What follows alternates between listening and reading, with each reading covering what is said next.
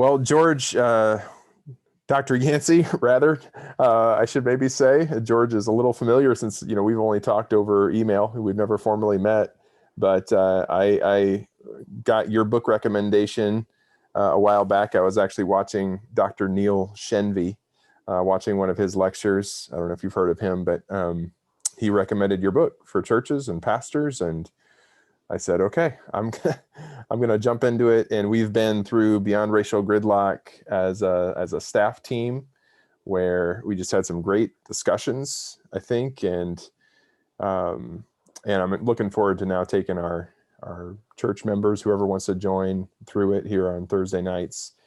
And you'll get your homework assignments at the end. Okay, folks. But just tell us a little bit about yourself. Tell us about your family, work. Just give us maybe even a 2 to 3 minute testimony of your walk with the Lord. Sure. Yeah, I actually became a Christian in college. I went to West Texas State University, now called West Texas A&M, in Canyon, Texas, which is right by Amarillo, and that's when I gave my life to the Lord when I was a sophomore. So, college has always had a special place for me. It's where I got saved, and that's where I work. Just the energy of knowledge and creativity is just great. I married with 3 boys, ages 5, 4, and 2. So my wife right now is doing yeoman's work, keeping them from being super loud. They've entered a wrestling stage of life where they want to wrestle with everyone, with each other and with me, mostly. So I've not been feeling well, so I've been able to back off the wrestling, so they're concentrating on each other. It's not good. I work at University of Baylor, or Baylor University. This is my second year at Baylor University. I spent 19 years at the University of North Texas, and so I did the bulk of my work while I was at what we call UNT, University of North Texas. And so this is only my second year at Baylor. It's been great. It's opened up some opportunities that I wasn't getting at University of North Texas, and so I'm glad I made the move. We took the unusual step of not moving from out of our house, and I basically commute there like once a week. It's about a 2-hour drive there, but it's only one time a week. So I figured, if I was driving half an hour to work, I actually in the car less with my current schedule than I would if I was driving half an hour to work every day, back and forth every day. So that's a little bit about me and where I'm at right now. Awesome. Thanks, George. How's everybody doing in your world with blackouts and freezing temperatures? And sure, yeah. How's all that going?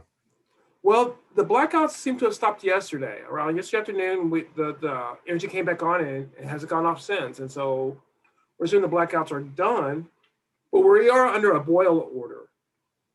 Evidently, one of the water mains must have bursted or had low pressure or something, and they don't trust the water. So, water we use for drinking, for washing ourselves personally, washing dishes, I think, we have to boil that water before we can use it. So it's from one fun thing to the next. Texas is not ready for cold weather. They just are not. Oh man, yeah. We have a little bit of compassion. We know you guys aren't prepared for it. It was like -20 here overnight a few days ago. So that would just kill Texas. Oh, this part of Texas. Now in Amarillo, they actually do deal with cold weather quite a bit. They don't deal with -20 that often, but it's not like it never happens there. I mean, -20 just would not happen here. Right. And they do get snow quite a bit, and so they're better prepared. But here in North Texas, they just -20, and everyone would just not know what to do. Yeah. Well, I'm glad everybody that you know and love is doing well. So, well, tell us a little bit. So you're a professor at Baylor. Tell us a little bit about your areas of study and expertise. What do you teach right now? And what's kind of your focus? I know that I heard you in a podcast. I'm not stalking you. I just listened to a podcast. I heard you in a podcast a while back say your study has been more Christianophobia. Right. Yeah. But now everybody wants to talk to you about the book you wrote 15 years ago. Yeah. So yeah, it's kind of funny. Yeah. So I spent probably about 15 years studying race from a lot of different angles. Racial identity, interracial romantic relationships, multiracial churches, interracial contact, the effects. And part of what was driving me was I wanted to find a solution to the ongoing problem of race. I wasn't satisfied just documenting problems, which we do a lot in sociology and we're quite good. And I have a couple of articles out there that do that, and there's nothing wrong with that. But I really wanted to find creative solutions because I knew what we were doing wasn't working. About 15 years ago, I wrote two books. One is Beyond Racial Gridlock, and the other was Transcending Racial Barriers. Beyond Racial Gridlock is a Christian book, and Transcending Racial Barriers is an academic book. And both of them were really kind of saying the same things, like, you know what? Here's where I think we have to go if we really want to solve racial problems.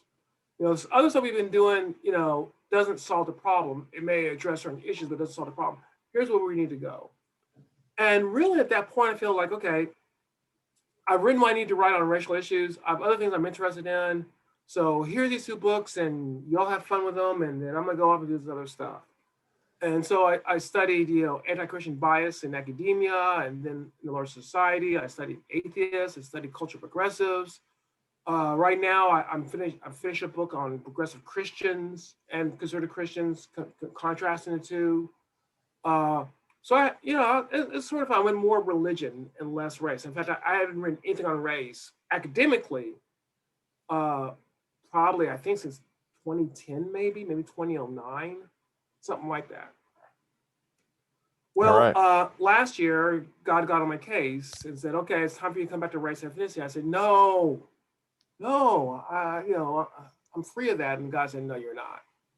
And so yeah, I am going back into studying. I'm talking about my book. I'm working on another book right now at the university, which is going to update and I think extend a lot of what I said back in, I think 2006 is when the book you're talking about came out.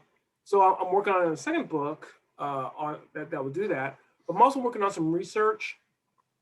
I want to find out and hopefully demonstrate that the methods I'm talking about actually work when you study it in a scholarly manner. Because I know that things that people are doing, diversity training and mandatory job tests and stuff like that, I know that stuff doesn't work because the research says it doesn't work. So I'm hoping to do some research, and if things turn out the way I hope and expect them to, it'll show that my approach actually improves racial attitudes, actually improves race relations. And so that, that's at the beginning stages. I've not collected any data yet. So I definitely won't have anything out this year, academically speaking on it, and probably not even next year. Maybe the year after I'll start being able to produce some of that work. I'm working on about 3, maybe 4 projects right now where I'm in the beginning stages of collecting data and getting things ready so I can move on. Wow, that's good. That's amazing. So tell me about the data collection process. Like you talk about, hey, there's things that don't work, there's things that do work, and you're basing that off of your research. And what's your background? When you talk about research, because there's a lot, I feel like there's a lot of studies out there, a lot of statistics out there.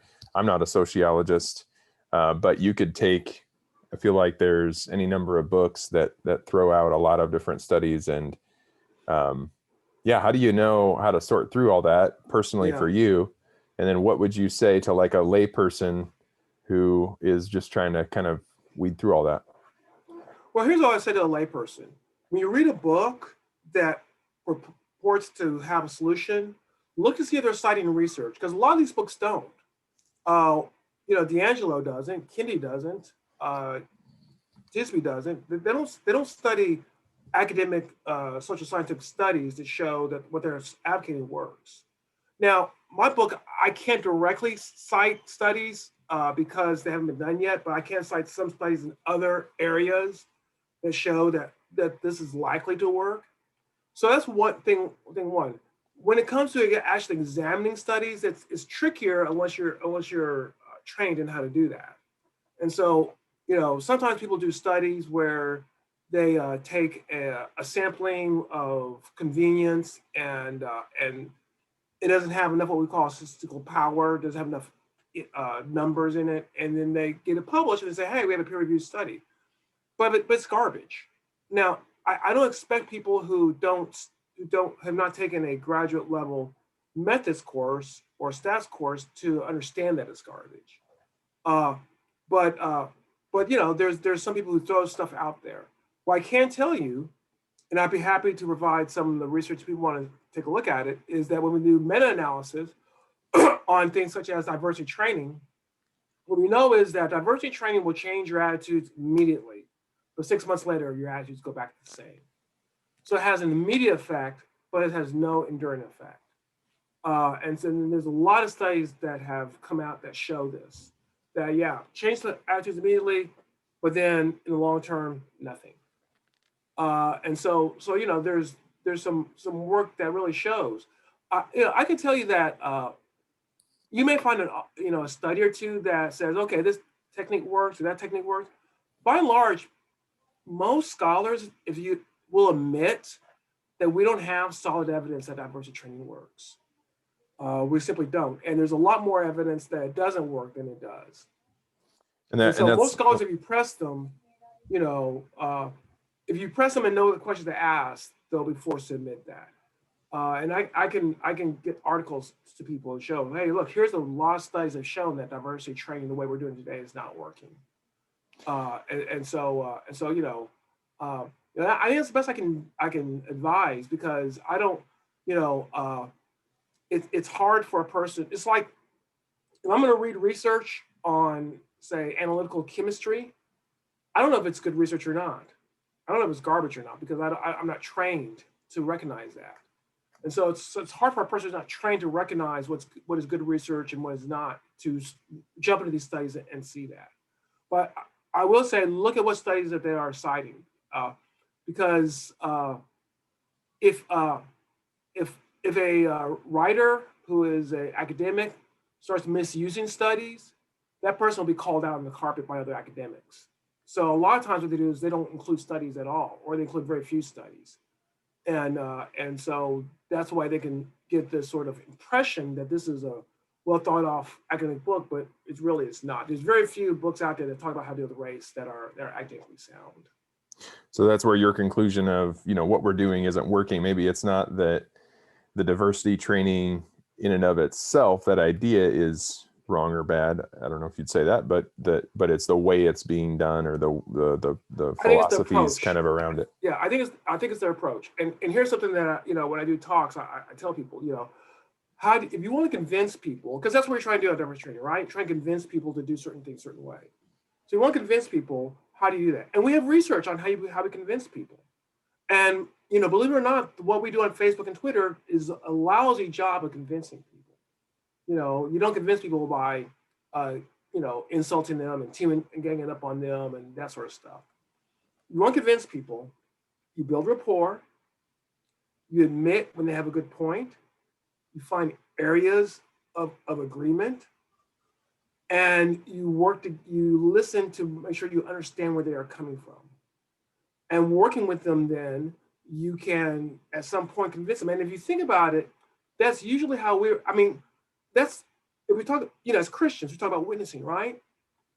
Now, you have the person who goes out there on the street corner and says the end is near and that sort of stuff. How convincing is that person? Not very. That's our Facebook way of convincing people, if you think about it. When we witness, we do a good job. What do? We develop friendships, we develop rapport. We develop that relationship. We admit when this person has a really good point. Wow, let me think about this. Let me really study that. We find areas of agreement. Me and you, we both want a better world. Can we figure out a way we can have a better world? And then sometimes it works, sometimes it doesn't work. But that when we really are successful, it's usually because we've done those sort of techniques. Likewise, we are not going to convince people that we should go in this direction or that direction, unless they care about, if they know we care about them, we've built rapport, and we've really worked with them.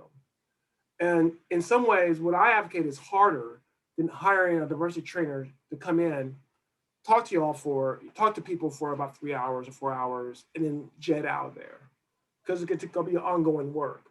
But that's the way it's got to be. if we're really going to make a real difference in our society. So tell us, you talked about your approach, you've alluded to it a little bit. For those that haven't read the book yet, give us a little sneak preview about what that approach is, where you find it in like biblically. Yeah. And that's one of the things I really appreciated in your book. How you walked through John chapter 4. That was so enlightening for me to see how Jesus, he made himself vulnerable to that woman and asked her for a drink, even though she was a minority. That Jesus, even though he was the majority, he didn't hesitate to address sin when it needed to be addressed. So that's the book's incredible, especially at that point. But just tell us a little bit about your approach, give us a sneak preview, and then kind of biblically, where do you find that foundation? Yeah. I'll first start with the biblical part, because I think that that's really something that we're interested in. And I talk about research because I believe that good theology and good science will come together. And when it doesn't, then you either have bad science or bad theology. But theologically, here's how I see it. And I know one of your questions is, how's being a Christian shaped how I see racial issues? There's the concept of human depravity that I think that we're familiar with, that we're fallen creatures. I mean, if you're not a fallen creature, why do you need Christ? If you can do it on your own, why do you need Christ?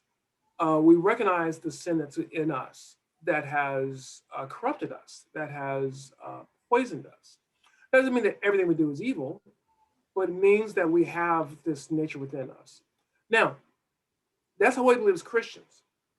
What I was taught in grad school was not human depravity, but human perfectibility. That the Enlightenment thinkers, and even up to today, the idea is that we humans, we're either a blank slate or we're basically good. And that if we could socialize people properly and educate them properly and teach them the right things to do, and we could send them off on the right path, that we can create a better society, we can create a better person, and we can reach perfectibility. So you really have these two paths that's out there, and really, when I think about it, I'm not a theologian, and so maybe one day I'll say I'm a theologian and hammer something out. But this to me is the critical crack between Christianity and humanism.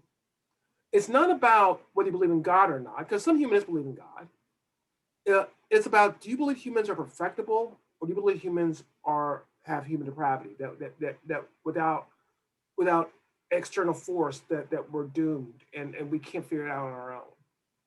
If you think that humans are perfectible, it makes sense for humans to figure out how to solve the problems and then to impose that solution on others, to educate them, socialize them. If you believe humans are depraved, then you cannot have complete confidence that you can solve the problems. And here's what it comes back down to. And here's what it gets down to race now. Now, I think that's a big philosophical question. I don't think that we really deal with that question enough as Christians, because I think it's a huge one. It has all sorts of implications. And maybe one day I'll write about all other implications other than race. But here's where it comes to race.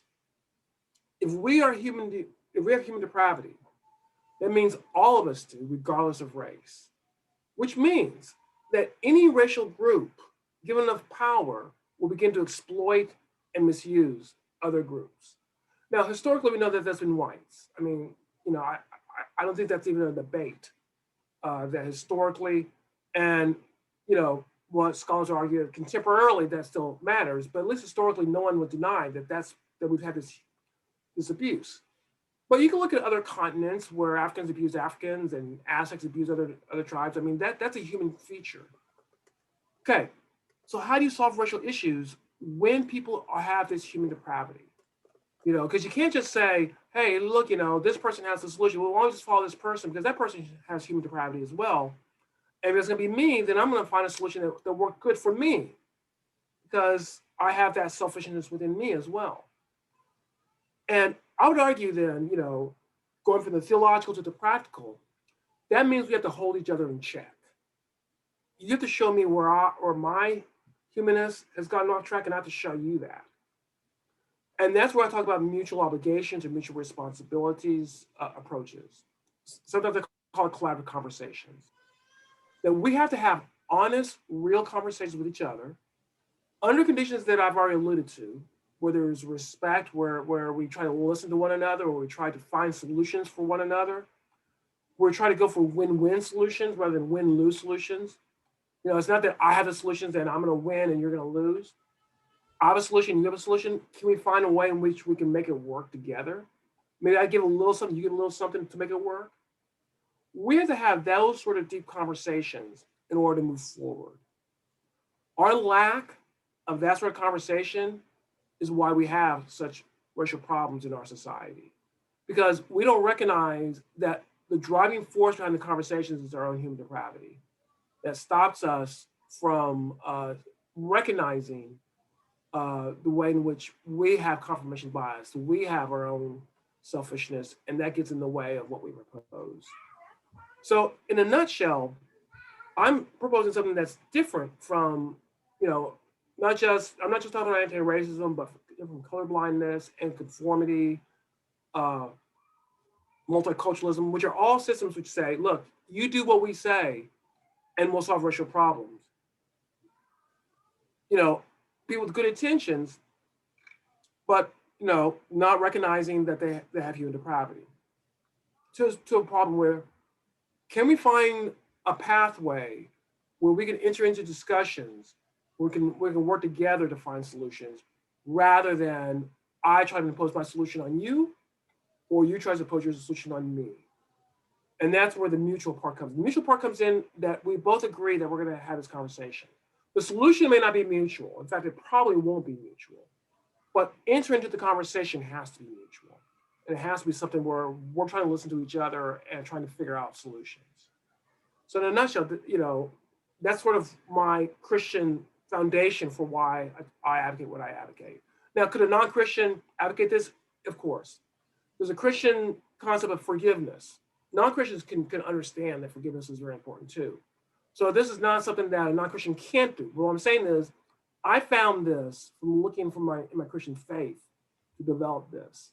And so I think it's harder for a non-Christian to find this on their own, although some may. Yeah, that's good. That's good. Well, you call it mutual responsibility, and that's what gets unpacked in the book as we kind of in part 2 of the book. Yeah. So part 1 of Dr. Yancey's book is kind of assessing the common models for addressing racial relations. And you can kind of, as you're reading through it, you can maybe even peg yourself in one of those models and be like, oh, I remember when I thought that, or hey, that's kind of what I currently think. And then when you get to mutual responsibility, it helps to tie in, okay, here's a specifically uniquely Christian approach. But I guess maybe just to just zoom out on the issue of racism in general, is racism still, so more basic question even than where we're starting already here, but do you see racism as a problem in America still today? And how do you see that manifesting itself most acutely right now? And then I want to follow that up with a question of systemic racism. How would you differentiate that? And where do we see that? Is that evident today too? Sure, yeah. Let me start really big and philosophical on this racism problem today. What's the problem of racism?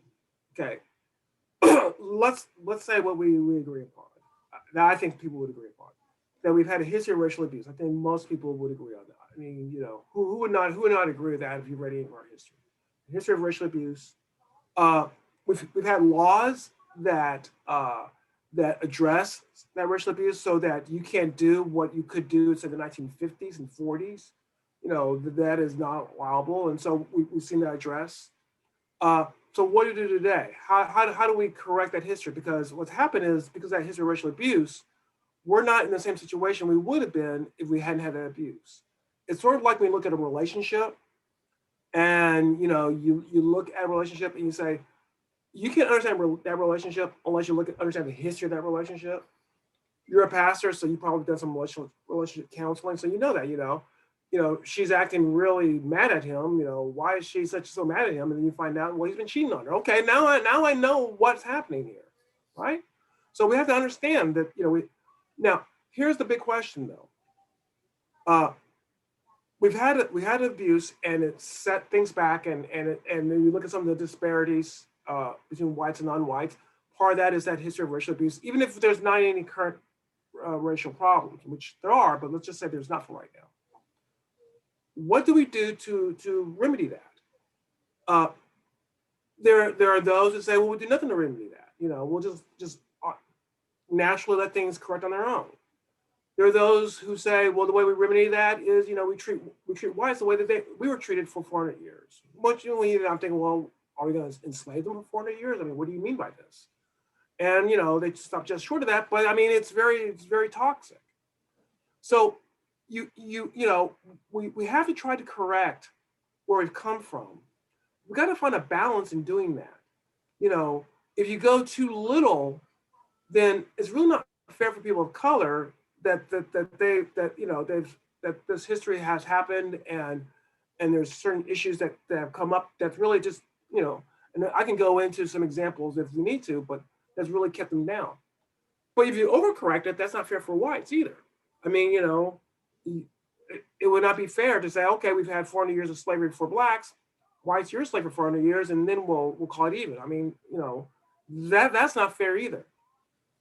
That's why we have to have the conversation to find that balance, to figure out, how do we make this correction in a way that's as fair as we possibly can for everyone involved. And that's the big question on and that gets at, is there racism in society today? We still have a racialized society that's been impacted by our history of racial abuse. Now, there is work showing that there's contemporary racism as well. But even if there isn't, just to correct for that history that we have to make some sort of adjustments in our society. So maybe to get a little more specific with that, what's the difference between maybe racism and systemic racism? And then because it feels like in the past year, that's really where the conversation has increased, is around the idea of systemic racism. And, if you ask 10 people to define it, it'll be defined 10 different ways. And so how would you define it? And it's almost like that term has become almost unhelpful because nobody ever knows what each other are talking about. You say systemic or institutional racism, people say, oh, you're in the CRT. I'm like, well, not necessarily. I'm just pointing out, well, you're in the CRT. Critical race theory, I'm sorry. We'll talk about that in a second too. But give us a little picture. Sure. Let's look at it this way. Okay, I say racism. What do people think? A certain percentage of people think, all right, racism is someone who hates other people due to their race, and so KKK and that sort of stuff, and that's what racism is. Okay, some people that's pretty straightforward. Surveys have shown that type of racism has been declining very, very dramatically. Does it exist? Yes, but honestly, it's not my worst fear about racism. It's people who are overtly racist and that sort of stuff. But then people talk about institutional racism, which is basically the fact that our institutions impact people of color in negative ways, regardless of whether or not the person is racist. So that we have these institutions that happen. One example that I can think of is a study that shows that among medical personnel, that their approach towards people of color as far as medicine is different than their approach towards whites. They recommend different tests, and this is not based on biological differences. They recommend different tests. They treat them differently, and this sort of stuff. So in our medical field, we see some institutional racism. Our criminal justice field, we know that African Americans and Latino Americans are more likely to suffer longer sentences, are more likely to be arrested, more likely to be convicted, all other things being equal. We've got criminal justice system. There may be certain rules, such as the crack cocaine controversy, that may account for that, regardless of how people feel. We also know that even though people aren't willing to overtly say, I don't like you because of your race, that we see some effects of that. There's what we call audit studies, where people will send an application that's by a Black person, an application by a white person to a job, and they'll see who gets the call back. And what we know over the past 25 years, that that whites get the call back more than Blacks, and it's really not, the disparity is not decreased. Now, is that personal racism? Is that institutional racism? Or is it a mixture of both? So, so we have institutions that work against people of color. The way we do schools, neighborhood schools, if you have residential segregation and Blacks going to a certain school and Hispanics going to a certain school, and then those schools are treated differently, then you have institutional racism, regardless of how people feel about it. But there may be also evidence that people, your better teachers don't want to work at Black or Hispanic schools. And so that, complicates things. So, I wish I could say, we just have this institutional racism. We just can get rid of this and everything be okay. But then I see these other studies that show that, even though people aren't saying, racist things, they still treat people differently. Now, how do we deal with that? And so this is why I talk about us being a racialized society where our race matters profoundly with our life chances, our social opportunities, our relationships. There's just no way around that. And how do we deal with that? I mean, that complicates that big racial question. How do we create a fair society given what's happened historically, and now given some of these institutional and other factors that impact people of color? How do we get there? And I don't have the answer right now because it'll be a biased answer, and that's why we need to work together to find the answer on that. Yeah, thanks for that explanation. I guess you mentioned critical race theory. So what's the line between, so if someone's concerned about critical race theory, maybe you could define that as well for us and explain why Christians are concerned about it. And if someone's concerned about that, what's the line between, okay, yes, they're, acknowledging the existence and trying to, understand where those aspects of racism are in society versus being into critical race theory, going woke, all the different kind of pejoratives that are sort of thrown out.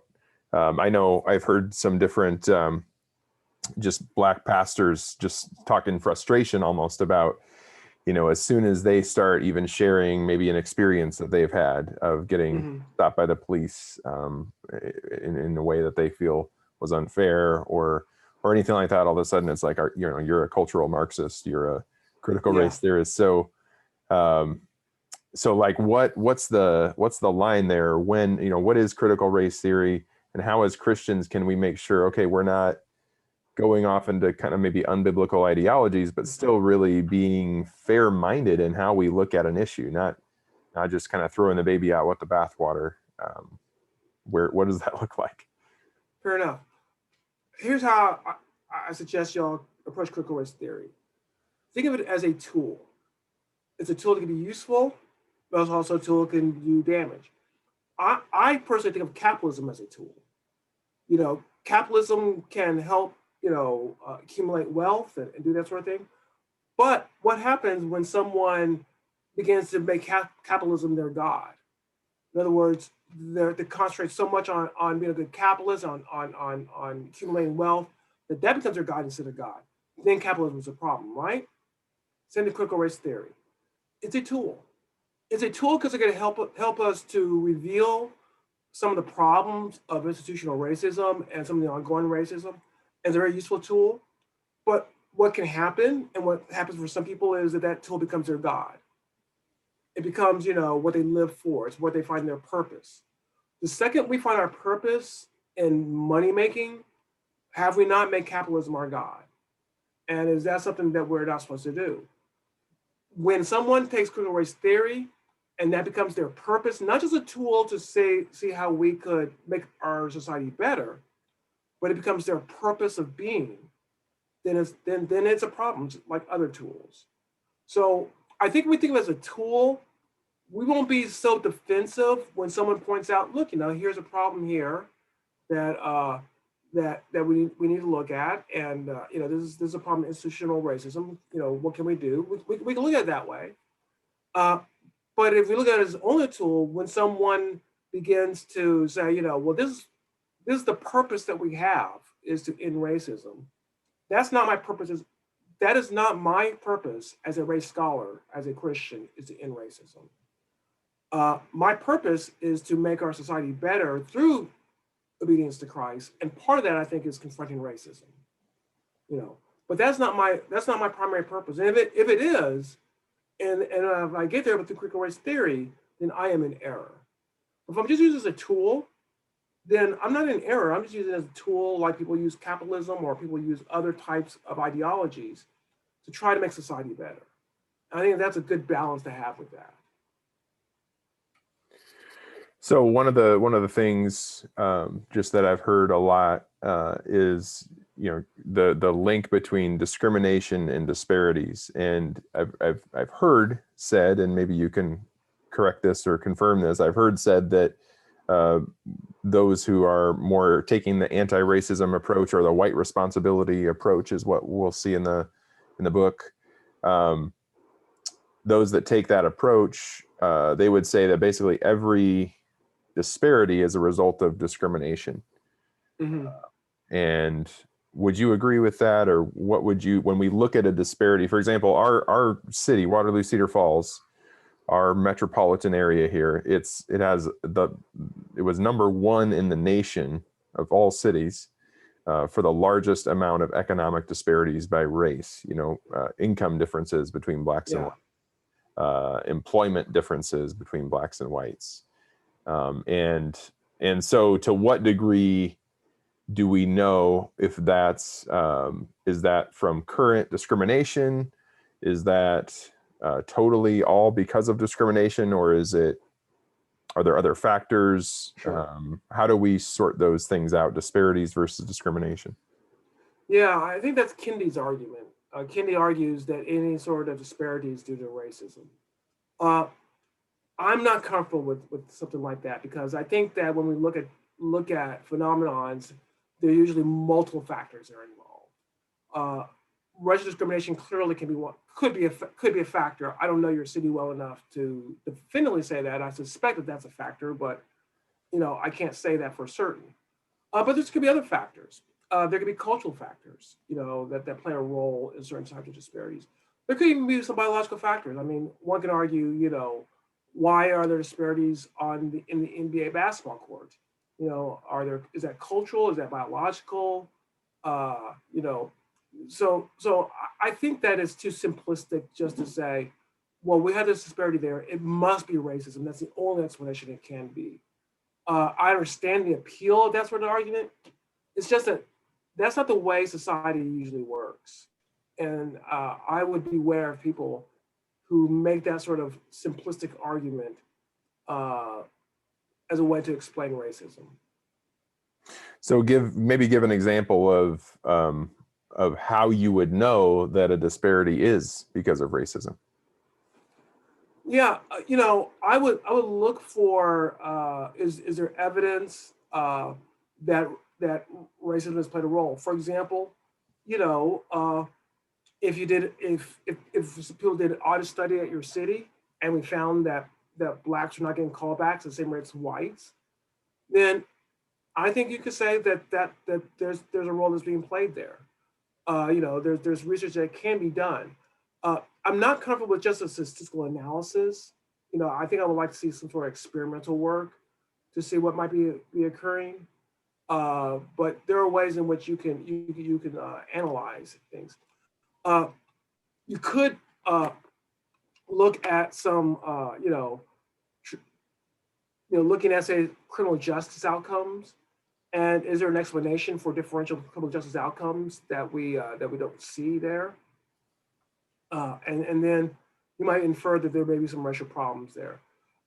As a scientist, I believe in a quantitative and qualitative approach. So I would like to see some numbers, but also at some point I would like to see people being interviewed, trying to find out through interviews or focus groups what's happening on the ground, because that gives a more holistic approach. And by the way, what we might find is, yeah, racism is a problem, but then here's another issue that's a problem too. So it's not just about racism. And so it's not just, a hunt for racism. It's really a hunt to find out, what is the problem here. And that's the way I like to see it. Yeah, and just to be clear that I think there's critical race theory, which takes the approach that every disparity is discrimination, that everything is seen kind of through the lens of oppressed and oppressor, and how is that dynamic playing in. But I think just because that's there, we shouldn't just out of hand dismiss that disparities might be due to certain aspects of racism, Right. Yeah. in our culture and or in our city. And like you said, being really discerning and detailed about how you go about that is important too. So you're actually addressing the problems. All Yeah, right. and that's ideally Yeah, what go we ahead. want to do. We want to actually address the real problems that are there. And if the real problems are racism, then we clearly want to address that. But if it's not, and we try to, address racism, then we're really not getting at the problem. Yeah. So one church member asked, just what's the definition of critical race theory? Could you give just a brief definition of that? Yeah, whole books have been written on that subject. Critical race theorists themselves don't even agree on the definition of critical race theory.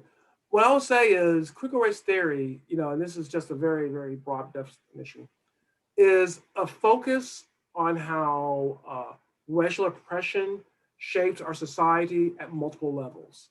So it's not just about, are people personally racist, but it's also about, our institutions, our institutions as far as in the local level, local institutions, statewide, national institutions, how racial oppression has shaped the lives for people of color.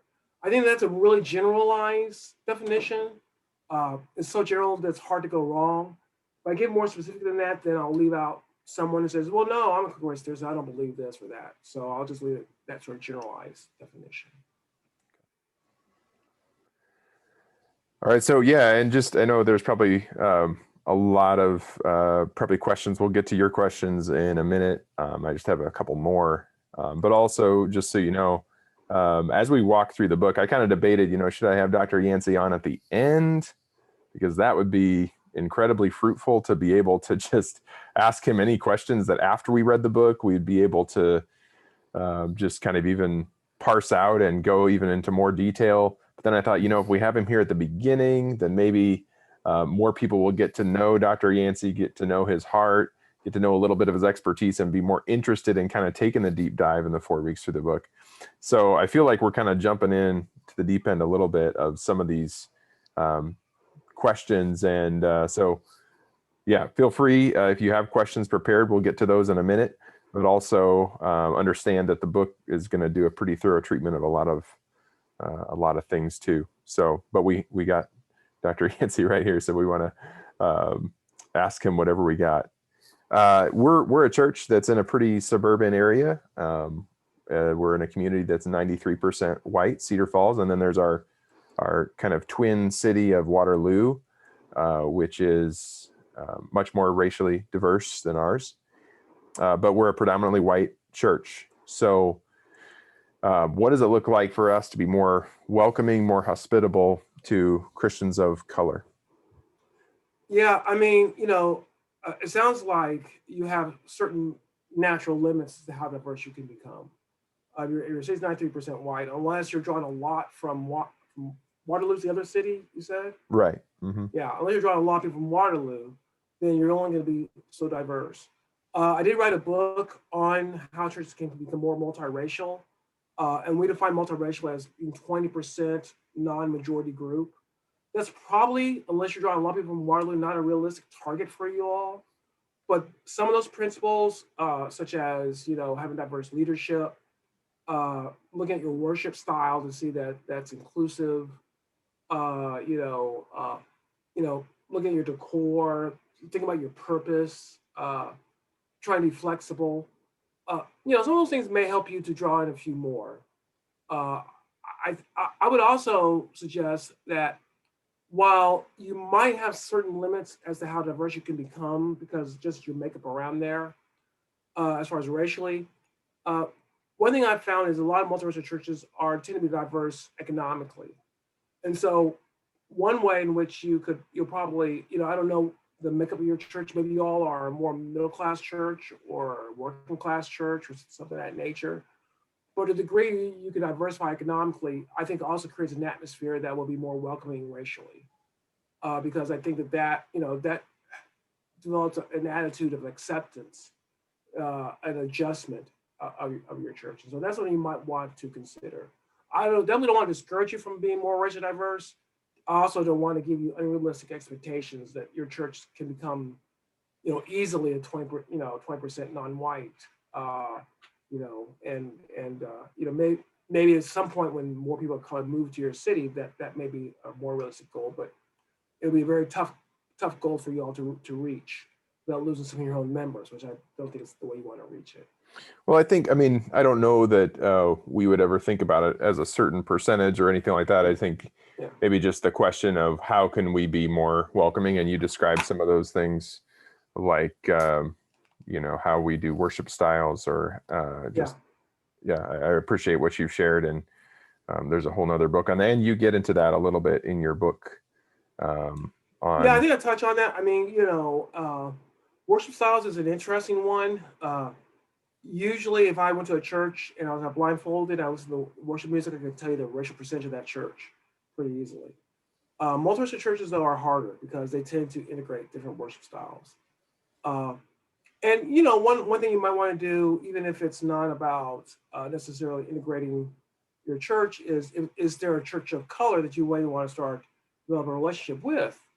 That maybe you all start doing some stuff together, and that helps to create. You're not there to steal their members, obviously, and or them you, but you learn how to interact and you develop relationships. And at 93.7% non-white, depending on your makeup, I'm betting that there's a black church or two in your city, unless the makeup is much more Hispanic, and then you probably have a Hispanic church or two in your city. Yeah, that's good. Thanks, George. What would you give us as advice as how we for how we study this book as we go through it? We're going to take 4 weeks. We're going to break it up into chunks. And is there anything that you think you want to just let us know ahead of time, or that you're thinking now 15 years later, hey, I maybe would have said that a little differently? Just that we should keep in mind, anything we should keep in mind as we go through it. Well, one thing I was told that I should have done, and I haven't done it, I'm going to do it with the new book I'm working on, is having a study guide. And I really don't have one for this particular book.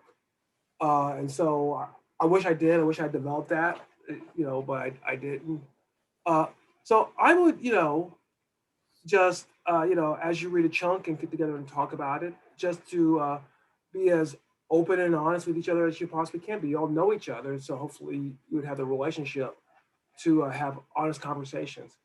I also wonder whether or not it's possible to bring in, maybe members from a church of color to participate. I think that would really make it an interesting dynamic to hear other perspectives.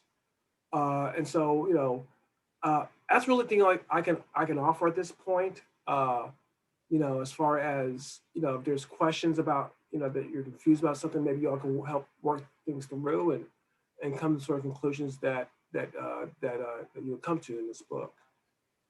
That's great. Thanks, George. I noticed, so I've been promoting Dr. Thaddeus Williams' book, Confronting Injustice Without Compromising Truth. Mm-hmm. I noticed you were one of the endorsements on his website there. What did you like about that book, and is that one? What kind of recommendation would you give? Well, there's so few books that don't go to the extremes one way or the other, that when one doesn't, I tend to want to support it. And so, he's the person who recognizes, issues of social justice, but doesn't go overboard in making that, his, reason of being. I I'm not saying I agree with everything from his approach, but I think that there's not enough books out there that try to balance this tension of how we can have justice in our society. And so the ones that do, I think that we need to support one another because we need to develop. Just like there's a lot of say anti-racism books out there, you can't trip over, turn around in Amazon, and there's another anti-racism book staring you in the face. We need more books out there of people who are saying, yeah, the anti-racists, y'all address some real issues, but the way you're addressing them is not working out. Here's something else that could work out. And that's what I appreciate about his book. All right. All right. Well, thank you so much. Oh, and by the way, I think he recommended your book too. I heard him do that one time. So didn't know if you guys had an arrangement there or anything, but no, both. Well, mine came out first, so yeah. Great by books. about 15 years. Yeah.